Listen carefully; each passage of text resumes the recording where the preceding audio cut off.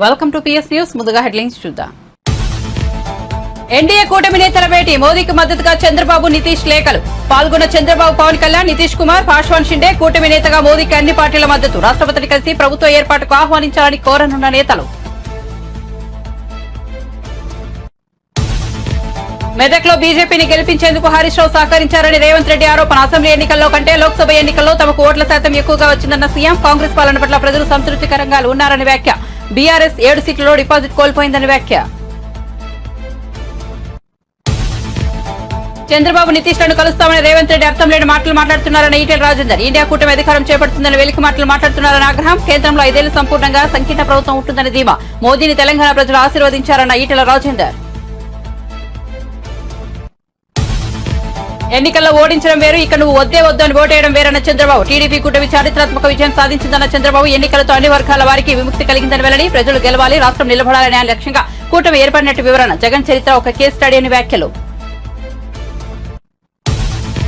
ప్రజలు ఇచ్చిన తీర్పును కూడా వీరు తప్పుదారి పట్టిస్తున్నారన్న నిమ్మల రామనాయుడు. ఏపీలో టీడీపీ కూటమికి బ్రహ్మాండమైన విజయం. ఈవీఎంలో ట్యాంపరింగ్ చేసి గెలిచారంటూ జగన్ మేనమామ ఆరోపణ. 2019లో 151 సీట్లు వచ్చింది. ఈవీఎంలతోనే కదా అంటూ నిమ్మల వ్యాఖ్యలు. రేవంత్ రెడ్డి సీఎం పదవి నుంచి వైదొలగాలని బీజేపీ నాయకులు డీకే అరుణ. 14 సీట్లు వస్తాయని ఈ ఎన్నికల్లో తమ పాలనకు రెఫరెండం అని రేవంత్ చెప్పారని డీకే అరుణ. పాలమూరులో కాంగ్రెస్ ఓడిపోయినందుకు రాజీనామా చేయాలని వ్యాఖ్య. కర్ణాటక నుంచి వచ్చి డబ్బులు పంచినా గెలిచామన్న డీకే అరుణ. చంద్రబాబు ఈవీఎంలను ట్యాంపరింగ్ చేశారన్న జగన్ మేనమామ సంచలన ఆరోపణలు. ఈవీఎంలను ట్యాంపరింగ్ చేసి చంద్రబాబు గెలిచారన్న రవీంద్రనాథ్ రెడ్డి. సింగపూర్ లో కూర్చొని టెక్నికల్ గా ట్యాంపరింగ్ చేశారంటూ ఆరోపణ.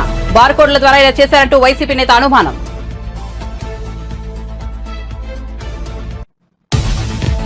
పేరు మార్పుపై ముద్రగడ పద్మనాభం సంచలన ప్రకటన. పిఠాపురంలో జనసేనాన్ని ఓడిస్తారని ముద్రగడ సవాల్. పవన్ ను ఓడించకపోతే తన పేరును పద్మనాభరెడ్డిగా మార్చుకుంటారని శపథం. పిఠాపురంలో పవన్ కళ్యాణ్ విజయం. అన్నమాట ప్రకారం ఇప్పుడు తన పేరును మార్చుకుంటున్నట్లు వైసీపీ నేత ప్రకటన. ఇక వార్త వివరాల్లోకి వెళ్తే, ఎన్డీఏ కూటమి నేతల సమావేశం బుధవారం సాయంత్రం ముగిసింది. దాదాపు గంటన్నర పాటు జరిగిన ఈ భేటీలో నరేంద్ర మోదీ, అమిత్ షా, రాజ్నాథ్ సింగ్, నితిన్ గడ్కరీ, చంద్రబాబు, పవన్ కళ్యాణ్, నితీష్ కుమార్, చిరాగ్ పాశ్వాన్, ఏక్నాథ్ షిండే తదితర నేతలు పాల్గొన్నారు. ఆర్ఎల్డీ, యూపీపీఎల్, హిందుస్థాన్ అవామీ మోర్చా తదితర పార్టీలకు చెందిన నేతలు కూడా ఉన్నారు. సార్వత్రిక ఎన్నికల్లో బీజేపీ 240 సీట్లు గెలుచుకుని మ్యాజిక్ ఫిగర్ కు 32 సీట్ల దూరంలో నిలిచింది. దీంతో ఎన్డీఏలో టీడీపీ, జనసేన, జేడీయూ, శివసేన, ఎల్జేపీ కీలక పాత్ర పోషించనున్నారు. చంద్రబాబు, నితీష్ ను కలుస్తామని ఇండియా కూటమి అధికారం చేపడుతుందని రేవంత్ రెడ్డి అర్థం లేని వెకిలి మాటలు మాట్లాడుతున్నారని బీజేపీ నేత ఈటెల రాజేందర్ ఆగ్రహం వ్యక్తం చేశారు. చంద్రబాబు, నితీష్ లు బీజేపీతో పొత్తు పెట్టుకుని ఎన్నికల్లో పోటీ చేశారనే విషయాన్ని గుర్తుంచుకోవాలన్నారు. అలాంటప్పుడు వారిని కలుస్తామని మాట్లాడడం విడ్డూరంగా ఉందన్నారు. కేంద్రంలో 5 ఏళ్లు సంపూర్ణంగా సంకీర్ణ ప్రభుత్వం ఉంటుందని ధీమా వ్యక్తం చేశారు. బుధవారం ఆయన హైదరాబాద్ లో బీజేపీ కార్యాలయంలో మాట్లాడుతూ తెలంగాణలో అధికార కాంగ్రెస్ పార్టీకి బీజేపీయే ప్రత్యామ్నాయమని ఓటర్లు తీర్పు చెప్పారన్నారు. లోక్సభ ఎన్నికల్లో యావత్ తెలంగాణ మోదీ 3వ ప్రధాని కావాలని బీజేపీకి ఓటు వేశారన్నారు. బీజేపీ అభ్యర్థులను నిండు మనసుతో ఆశీర్వదించాలన్నారు. అసెంబ్లీ కంటే లోక్సభ ఎన్నికల్లో బీజేపీ ఓటు బ్యాంకు 35% పెరిగిందన్నారు.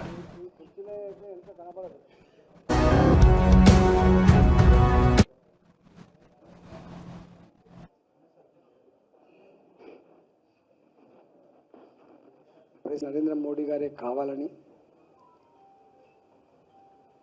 కులాలతో, పార్టీలతో, జెండాలతో సంబంధం లేకుండా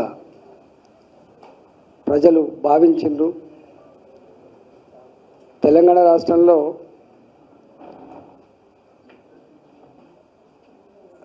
రండి మహేశ్వర్ రెడ్డి గారు, రండి హరీష్,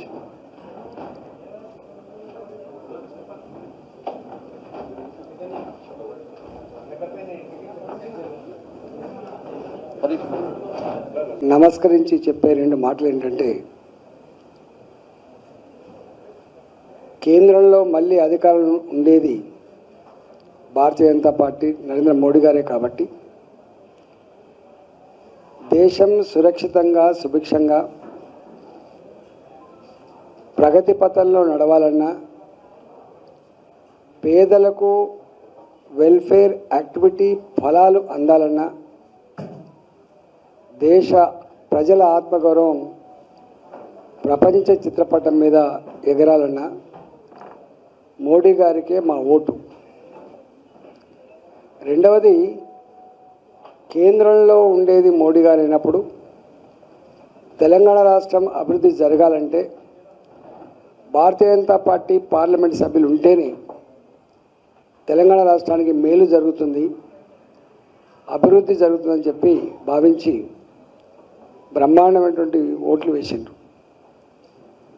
అసెంబ్లీ ఎన్నికల సందర్భంలో రంగంలోకి దింపి తనకున్న శక్తినంతా వాడి అధికారుల దుర్వినియోగం చేసి విష ప్రచారానికి ఎత్తుకొని డబ్బులు ఖర్చు పెట్టిన ఇక్కడ మాత్రం ముఖ్యమంత్రి గారికి భంగపాటు తప్పలే.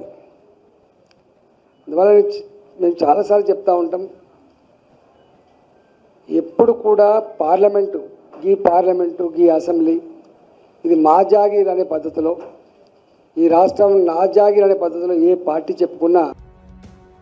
టీడీపీ అధినేత కాబోయే ముఖ్యమంత్రి నారా చంద్రబాబు నాయుడు నేడు మంగళగిరిలో మీడియా సమావేశం నిర్వహించారు. ఎన్నికల ఫలితాలు వచ్చిన నేపథ్యంలో ఆయన మాట్లాడుతూ ముందుగా మీడియాకు స్వాతంత్ర్యం వచ్చిందని, ఆ తర్వాత ప్రజలకు స్వాతంత్ర్యం వచ్చిందని చల్లోక్తి విసిరారు. 5 ఏళ్ల పాటు బాధలు పడిన వారందరికీ ఎన్నికలతో విముక్తి కలిగిందని అన్నారు. ఇక తాము ప్రభుత్వం ఏర్పాటు చేయాల్సి ఉందని చెప్పారు.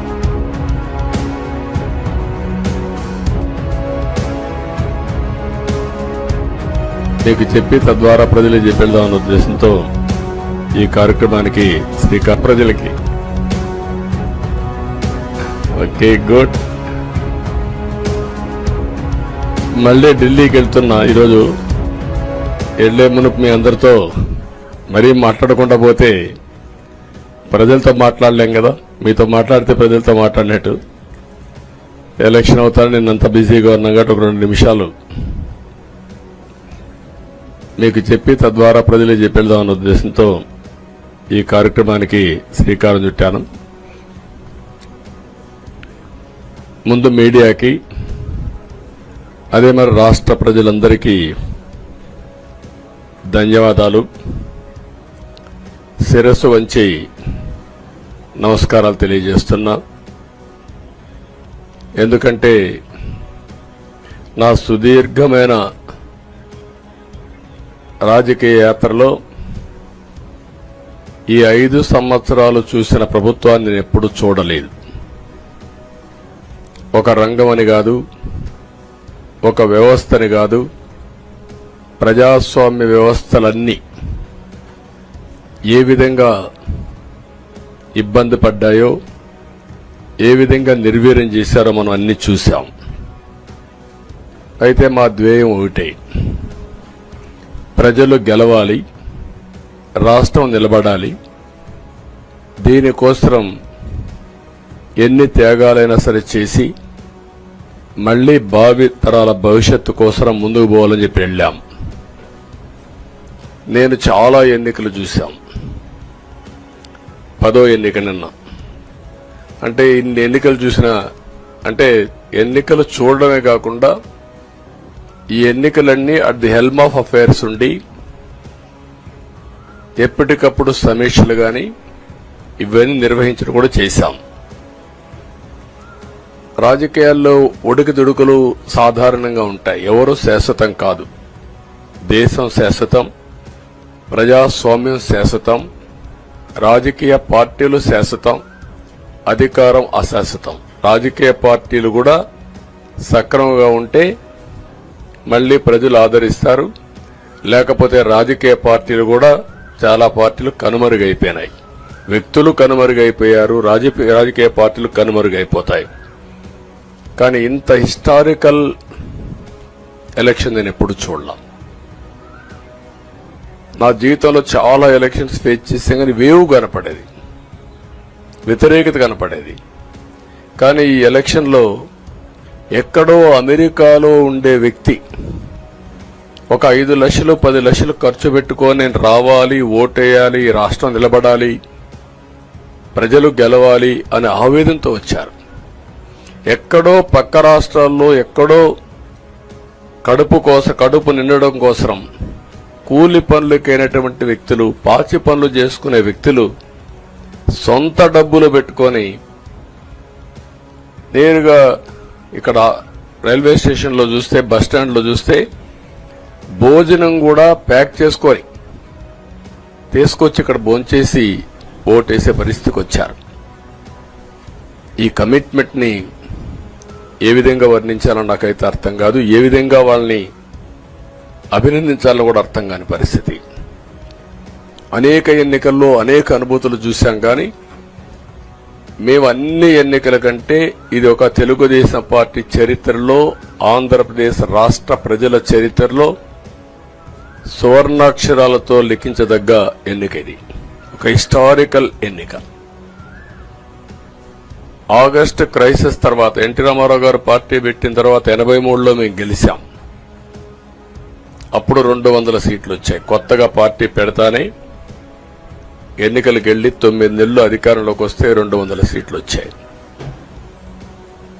94లో మీరు ఒక్కసారి చూస్తే ప్రజా వ్యతిరేకం వల్ల పోటీ చేసిన అన్ని స్థానాల్లోనూ భారీ మెజార్టీతో గెలిచి చరిత్ర సృష్టించామని జనసేన అధినేత పవన్ కళ్యాణ్ హర్షం వ్యక్తం చేశారు. ఎమ్మెల్యేగా తాను సంపూర్ణ జీతం తీసుకుంటానని చెప్పారు. తీసుకున్న ప్రతి రూపాయికి జవాబుదారీతనంగా వ్యవహరిస్తానన్నారు. తాను తప్పు చేస్తే చొక్కా పట్టుకుని నిలదీసే అధికారం ప్రజలకు ఉందన్నారు. జనసేన తరపున విజయం సాధించిన ఎమ్మెల్యేలు, ఎంపీలతో మంగళగిరిలోని పార్టీ కార్యాలయంలో పవన్ సమావేశమయ్యారు. పిఠాపురంలో తన గెలుపునకు కృషి చేసిన వర్మకు కృతజ్ఞతలు తెలిపారు. భారతదేశంలో ఎప్పుడు కూడా తీసుకున్న అన్ని సీట్లు, పోటీ చేసిన అన్ని సీట్లు గెలవటం అనేది చాలా చాలా రేరెస్ట్ తెలియదు. ఇప్పుడు దాకా జరిగిందో లేదో కూడా తెలియలేదు. బట్ కంటెంపరీ టైమ్స్ అన్ని చేసిన వాళ్ళందరూ కూడా ఏం చేస్తారు, రీసెర్చ్ చేసిన వాళ్ళందరూ చెప్తారు ఫస్ట్ టైం ఇన్ ఇండియా. అంటే మీరు ఒక్కళ్ళే వెళ్ళట్లేదు అసెంబ్లీకి. వెనక కూర్చు జనసేనకు నిలబడ్డ ప్రతి ఒక్క నాయకులు, పోటీ చేయని నాయకులందరూ కూడా, రక్తం ధారబోసిన జన సైనికులు, అసలు అలుపెరకు ఇంట్లో నుంచి బయటికి రాని వీర మహిళలు, అసలు మామూలుగా ఇంట్లో నుంచి బయటికి రా, అలాంటి వాళ్ళు బయటకు వచ్చి మరి తిరిగారు మనకి. సో వారందరూ ఆశయాలు మీరు ముందుకు తీసుకెళ్తారు. మన పార్టీ నాయకులు, జన సైనికులు, వీర మహిళలు, మన మద్దతుదారులు కాకుండా 5 కోట్ల మంది ప్రజల ఆకాంక్షలని మీరు అసెంబ్లీలోకి తీసుకెళ్తారు. దాంట్లో నేను కూడా భాగస్వామ్యం అయినందుకు మనస్ఫూర్తిగా నేను ధన్యవాదాలు తెలియజేస్తాను. ఒక చిన్న పార్టీ, ఒక మార్పు జరగాలి, ఒకటి సాధించాలంటే ఎంతమంది పని చేస్తే తప్ప ఒక చిన్నపాటి మార్పు రాదు. అలాంటిది ఒక కీలక 5 కోట్ల మంది ప్రజలకు సంబంధించిన భవిష్యత్తు. ఈరోజు జనసేన విజయం, టీడీపీ విజయం, భారతీయ జనతా పార్టీ విజయం ఏ స్థాయికి వెళ్ళిపోయింది అంటే, కేంద్ర ప్రభుత్వం అధికారంలో కూడా చాలా కీలకమైన ఒక, అంటే ఈరోజు మనందరం కష్టపడింది, ప్రజలందరూ మనకి నమ్మకం ఉంచి మన నమ్మకం పెట్టి మనం నిలబడి ఉంచింది, ఇది మర్చిపోలేదు. ఇప్పుడు దాకా పొలిటికల్ ప్రాసెస్లో గత 10 దశాబ్ద కాలంలో మన ముఖ్యంగా లాస్ట్ అర దశాబ్ద కాలంలో ఏ స్థాయిలో ఉంది చూసాం. మనం ఒక కొత్త ప్రెసిడెంట్ ఇవ్వాలి పాలిటిక్స్కి. వ్యక్తిగత దోషం లేని, వ్యక్తిగత క్యారెక్టర్ని అసాసినేట్ చేయని పాలిటిక్స్. ఈ మార్పు ఏదో రావాలి. ఎందుకంటే టీవీల్లో సినిమాలకి సెన్సార్ ఉంటుంది, టీవీలకి సెన్సార్ ఉండదు. సినిమాలు ఎవరన్నా కూర్చోబెట్టి ఏదైనా మాట్లాడితే, మన ఈవెన్ అసెంబ్లీలో మాట్లాడితే రికార్డుల నుంచి తొలగిస్తారు. నాయకులు బయటకు వచ్చి మాట్లాడితే రికార్డుల నుంచి తొలగించలేదు. చిన్నపిల్లలు ఉంటారు, కుటుంబాలు ఉంటాయి, అని చోట మర్చిపోతాం. సో అందుకని మనమే స్వీయ బాధ్యత తీసుకోవాలి, పర్సనల్ బాధ్యత మనమే తీసుకొని చేయాలి. చాలా అద్భుతమైనది ఏంటంటే, ఓడలు బండ్లు అవుతాయి, బండ్లు ఓడలు అవుతాయి అనడానికి నేను చాలా కాలం ఇదే వేదిక మీద చాలాసార్లు చెప్పాను. అంటే ఇది మనం నిన్న సభలో కూడా మాట్లాడమని చెప్తా ఉంటే, ఇది మనం ఇళ్ళకి కానీ పండగ కాదు, పండగ చేసుకునే సంబరాలు చేసుకునే సమయం కాదు, చాలా బాధ్యతగా ఉండే సమయం. ప్రజలు చాలా చాలా ఎక్కడెక్కడి నుంచో, మారుమూల నుంచి, ఎక్కడ యుఎస్ఏ నుంచి వచ్చి కూడా ప్రాణాలు కోల్పోయి, అసలు రాత్రనక పగలనక తిండి తినక ఒక్కొక్కరు పనిచేసిన విధానం ఇవన్నీ కదిలించేసినాయి. సహజంగా విజయం రాగానే అందరికీ ఏముంటుందంటే ఒక అతిశయం వచ్చేస్తుంది. అలాంటి అతిశయం మన ఎవరికి, నాకు లేదు, దయచేసి మీరు ఎవరు పెట్టుకోండి, నా రిక్వెస్ట్. ఎందుకంటే మనందరికీ ఇది వచ్చేస్తుంది. ఈ రోజున జనసేన మన ఆంధ్రప్రదేశ్కి కావాల్సింది చాలా కీలకమైన మనం పరిణామాలు చోటు చేసుకున్నాయి. కాబట్టి ఆంధ్రప్రదేశ్ ప్రతి ఎంపీ చాలా బాధ్యత ఉంది. మన జనసేన నుంచి గెలిచిన బాలశౌరి గారికి కానీ, తంగెళ్ళ ఉదయ్ శ్రీనివాస్ గారికి కానీ చాలా బాధ్యత ఉంది. ఇది మీ ప్రతి కదలిక, మీ ప్రతి మాట ప్రజలు చాలా సునిశ్చితంగా పరిశీలిస్తారు. ఢిల్లీలో మీరు చేసే ప్రతి కదలిక, ఢిల్లీలో మీరు మాట్లాడే ప్రతి మాట ఆంధ్రప్రదేశ్ నిర్మాణానికి ఉపయోగపడాలని కోరుకుంటున్నాను. అది దయచేసి ఎంపీలుగా అది దయచేసి మీ ఇద్దరు, అది ఎందుకంటే బాలశౌరి గారు అది మీ అందరి బాధ్యత. మీరిద్దరు గెలవలేదు. 5 కోట్ల మంది ప్రజలు మమ్మల్ని గెలిపించారు. అందుకని మన ఎమ్మెల్యే నేను కూడా అద్భుతమైన మెజారిటీ తోటి గెలిచినందుకు ముఖ్యంగా మనకి గుర్తించుకోవాల్సింది ఎన్నికల్లో ఓటమికి ఈవీఎం ట్యాంపరింగ్ కారణమంటూ వైసీపీ నేతలు చేస్తున్న వ్యాఖ్యలను టీడీపీ ఎమ్మెల్యే నిమ్మల రామానాయుడు ఖండించారు. ప్రజలు ఇచ్చిన తీర్పును కూడా వీళ్లు తప్పుదారి పట్టిస్తున్నారని మండిపడ్డారు. 2019లో ఇదే ఈవీఎంల ద్వారా వైసీపీ 151 సీట్లను గెలుచుకుని ఏపీలో ప్రభుత్వం ఏర్పాటు చేసింది కదా, అప్పుడు జరగలేదా ఈవీఎం ట్యాంపరింగ్ అని నిలదీశారు. ఏదేళ్లలో జరిగిన నిరంకుశ రాక్షస పాలనపై ప్రజలు తీర్పు ఇస్తే దాన్ని ఈ ఈవీఎంలపైకి నెట్టేయడం చూస్తుంటే వీళ్లకింకా ఓటమి నుంచి పాఠాలు నేర్చుకున్నట్లు లేదు అని నిమ్మల రామానాయుడు విమర్శించారు. దాన్ని చెబితే అది నిజం కాదనేటువంటి వాస్తవాన్ని ఈవేళ జగన్మోహన్ రెడ్డి గుర్తు పెట్టుకోవాల్సిన అవసరం ఉంది. ఈరోజు ఆంధ్రప్రదేశ్ రాష్ట్ర ప్రజలు అడుగుతూ ఉన్నారు, మరి ఏదైతే నువ్వు ఆ రోజు 2019కి ముందు అధికారంలో రాకముందు ఏం చెప్పావు, అధికారంలోకి వచ్చిన తర్వాత 5 సంవత్సరాల్లో ఏం చేశావు, దాని మీద మేము తీర్పు ఇచ్చాం. ఆ రోజు 25 మంది ఎంపీలు ఉండి నేను కేంద్రం మెడలు వంచి ప్రత్యేక హోదా తెస్తానన్నావు. మరి 22+ మళ్ళీ రాజ్యసభ 31 మంది ఎంపీలుంటే మరి వేళ ఆ హోదా ఎక్కడుందని చెప్పి వేళ ప్రజలు ఇచ్చినటువంటి తీర్పు. వారం రోజుల్లోనే సిపిఎస్ రద్దని చెప్పావు. మరి వేల వారాలు గడిచినా కూడా మరి ఆ సిపిఎస్ ఎక్కడని వేళ ప్రజలు తీర్పు ఇచ్చినటువంటి పరిస్థితి. ప్రతి సంవత్సరం కూడా డిఎస్సి అన్నావు, మెగా డిఎస్సి అన్నావు. 5 సంవత్సరాల్లో మరి ఎక్కడా అని చెప్పి వేళ ప్రజలు ఇచ్చినటువంటి తీర్పు. ప్రతి జనవరి జాబ్ క్యాలెండర్ అన్నావు, 5 జనవరిలైనా ఎక్కడా అని చెప్పి వేళ ప్రజలు ఇచ్చినటువంటి తీర్పు. ఆ రోజు సాక్షాత్తు అసెంబ్లీలో పోలవరం 2020 జూన్ కన్నావు, మళ్ళీ 2021 ఆగస్టు కని చెప్పావు, మళ్ళీ 2022 డిసెంబర్కి పూర్తి చేస్తానని చెప్పావు. మరి పోలవరాన్ని ఎట్లా ముంచేశావు, ఇవాళ ప్రజలు ఇచ్చినటువంటి తీర్పు.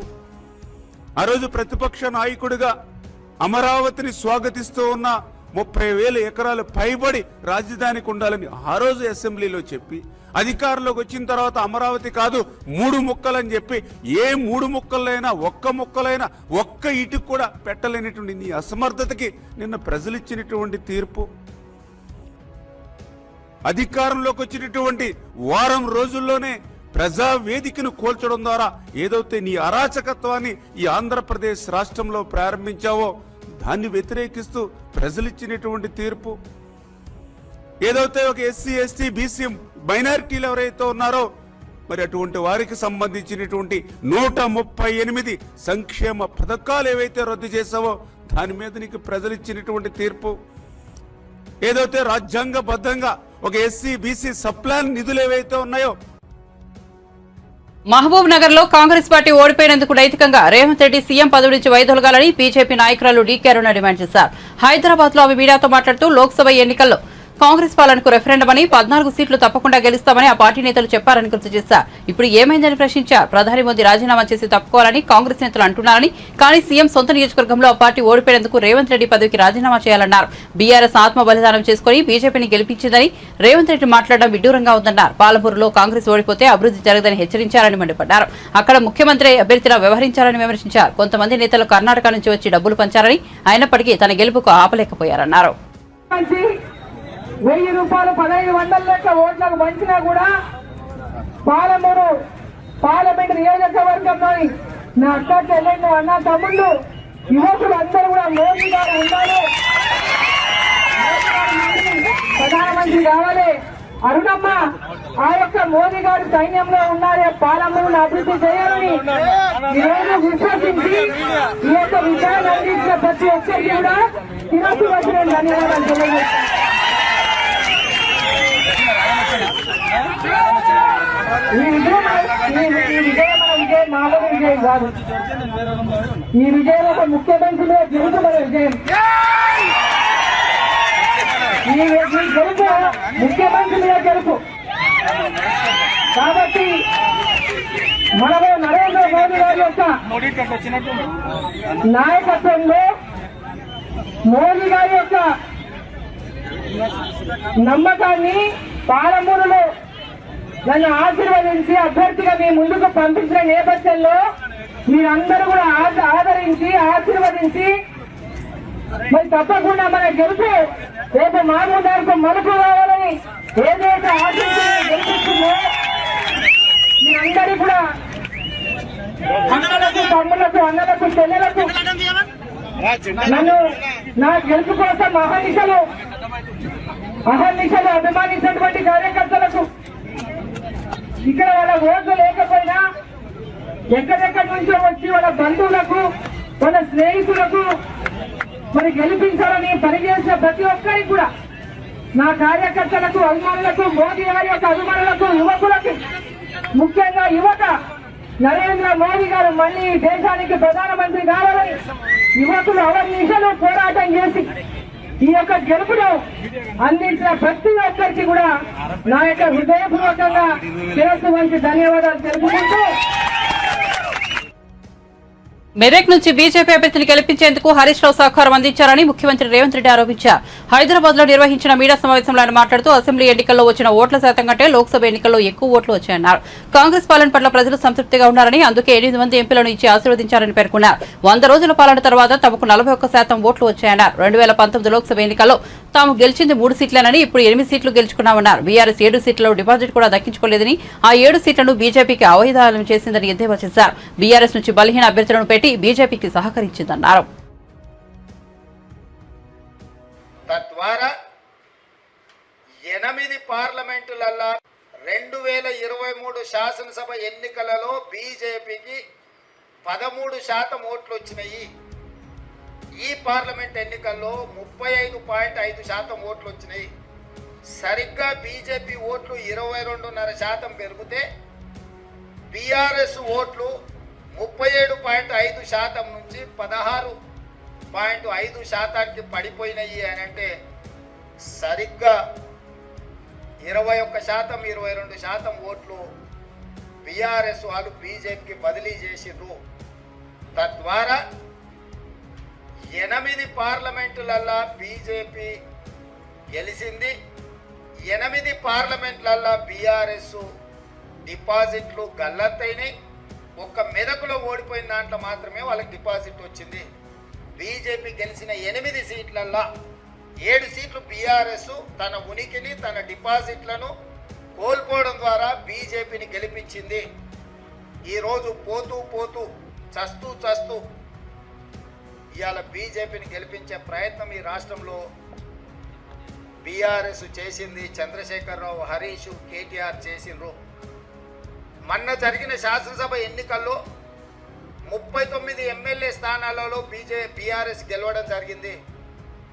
ఈ ఎన్నికల్లో 119లో కేవలం 3 సీట్లలోనే మెజారిటీ వచ్చింది బీఆర్ఎస్. అది సిరిసిల్ల, సిద్దిపేట, గజ్వేల్. అంటే ఈ రాష్ట్రంలో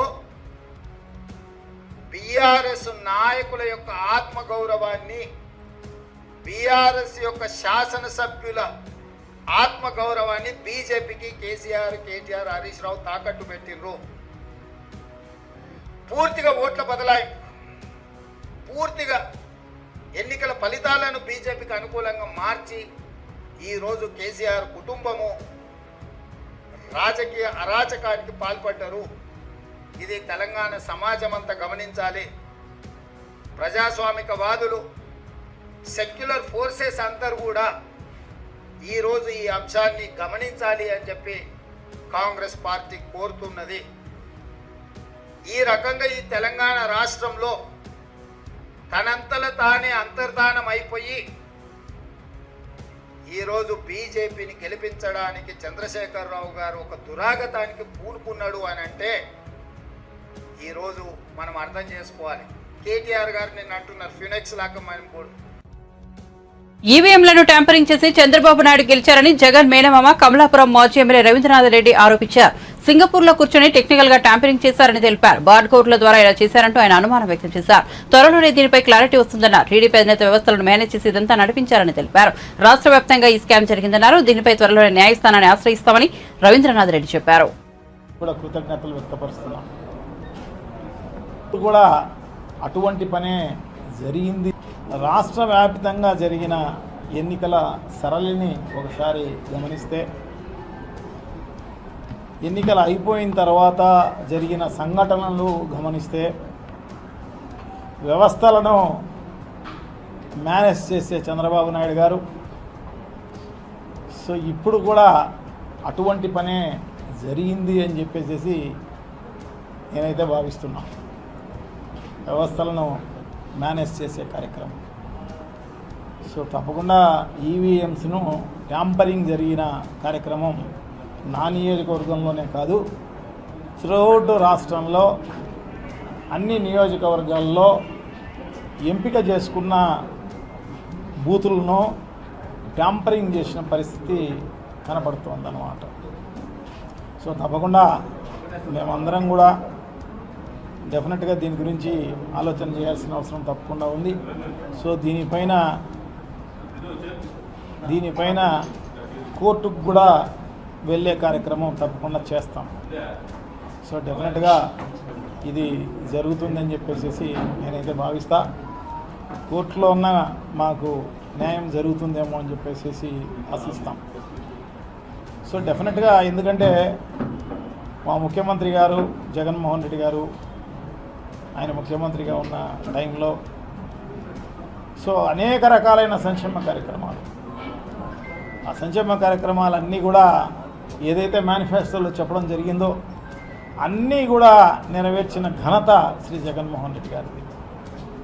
సో తప్పకుండా ఎవరికి కూడా తెలుగుదేశం పార్టీకి కూడా నష్టం జరగకోకుండా పార్టీలకు అతీతంగా, కులాలకు అతీతంగా, మతాలకు అతీతంగా, వర్గాలకు అతీతంగా అన్ని రకాలైన సంక్షేమ కార్యక్రమాలు చేయడం జరిగింది. అట్లాగే అన్ని గ్రామాలు అభివృద్ధి కార్యక్రమాలు కూడా జరిగిన పరిస్థితి మనం అందరం కూడా చూస్తున్నాం అన్నమాట. సో డెఫినెట్గా ఈ యాంటీ ఇన్కంబరెన్స్ అనేది ఉండే అవకాశమే లేదు.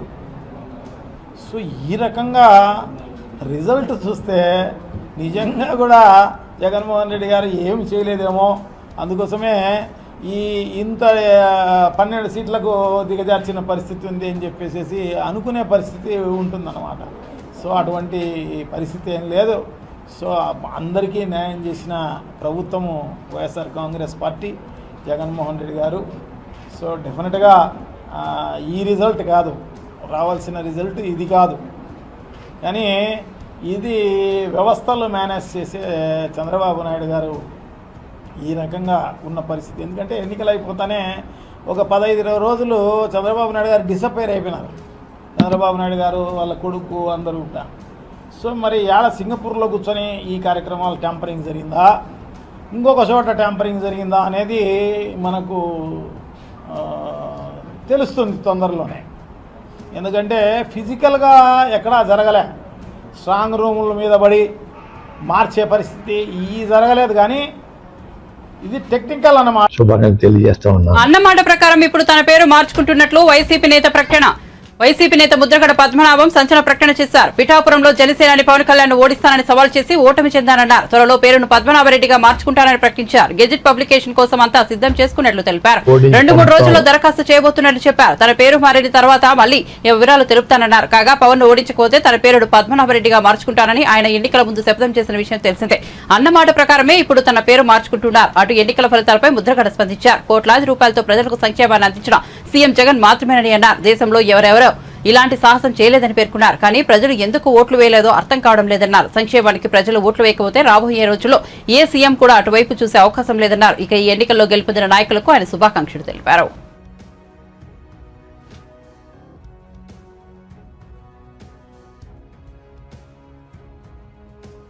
గతంలో పవన్ కళ్యాణ్ గారి గురించి నేను సవాలు విసిరానండి.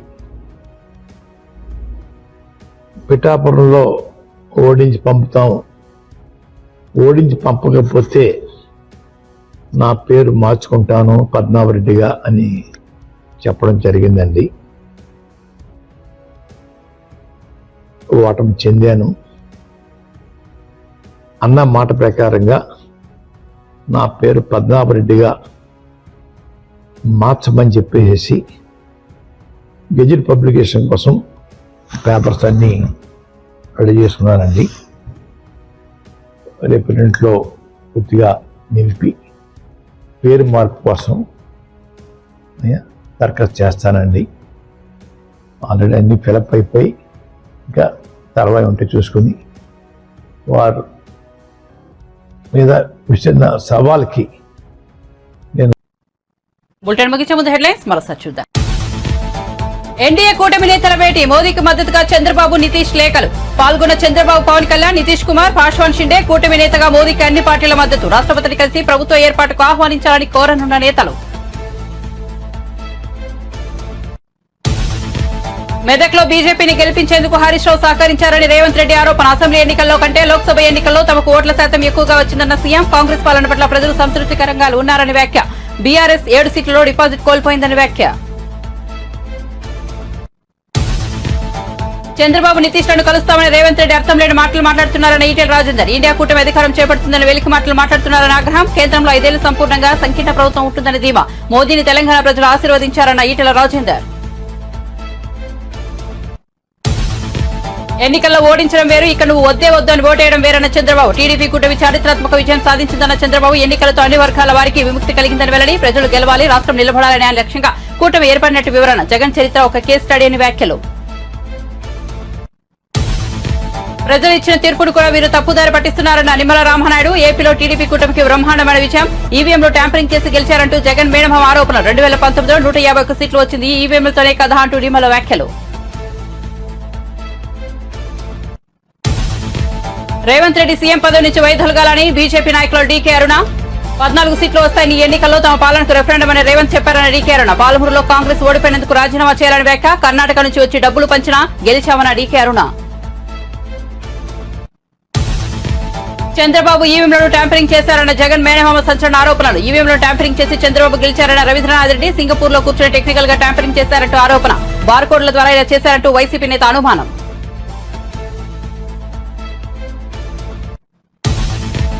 పేరు మార్పుపై ముద్రగడ పద్మనాభం సంచలన ప్రకటన. పిఠాపురంలో జనసేనాన్ని ఓడిస్తారని ముద్రగడ సవాల్. పవన్ ను ఓడించకపోతే తన పేరును పద్మనాభరెడ్డిగా మార్చుకుంటారని శపథం. పిఠాపురంలో పవన్ కళ్యాణ్ విజయం అన్నమాట ప్రకారం ఇప్పుడు తన పేరును మార్చుకుంటున్నట్లు వైసీపీ నేత ప్రకటన. మరిన్ని అప్డేట్స్ కోసం చూస్తూనే ఉండండి PS న్యూస్.